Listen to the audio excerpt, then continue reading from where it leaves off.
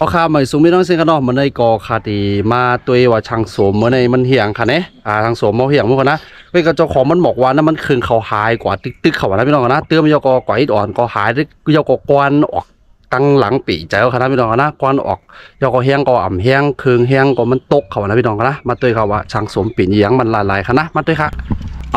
ได้ค่ะทางสมนี่ครับอันนี้มีหางทางสมฮะ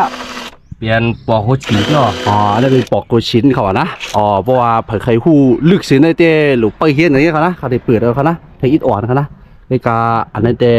มาตัวอย่างนี้น้ำมันเครื่องก็หายตึ๊กเขาอะนี่นะทางโสมมาเปลี่ยนปอกโกชิ้นนะครับนี่ครับมันมีอยู่ตั้งในคันนี้ทางโสมเอาออกมาเปลี่ยนนะครับนี่ครับนี่ครับมันแตกมัน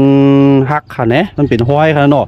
มันก็เป็นโนเจ๋งนะเป็นโนเจ๋งก็ให้เยากำเป็นค่ะนะย้อนไปว่าอำเป็นป้าเจอในค่ะนะพี่น้องนะเจอในมีส่วนหมดค่ะนะพี่น้องนะผมเปลี่ยนป้ายแล้วก็เอาอันใหม่ใส่กับดึกมันก็ก๋วยนะคะเนาะพี่น้องเขาเนาะนะครับอันนี้ก็ครึ่งไม่ครึ่งมืดอ่ะที่เฮ็ดให้นามันทางเรียบทางนางปิ้งกันค่ะเนาะเพราะว่าเฮ็ดนั้นว่าในจึงมันก็ตีก๋วยตึกนะคะนะพี่น้องนะครับช่างสมก็จัดการบันติดแล้วเขานะเพราะว่าเฮ็ดไหนว่าในจึงได้เปลี่ยนกว่าอันใหม่ก็ก๋วยได้ด้วยกันนะก๋วยได้ด้วยกันนะก้อนก็ออกที่น้ำมันเครื่องก็หายด้วยกันนะ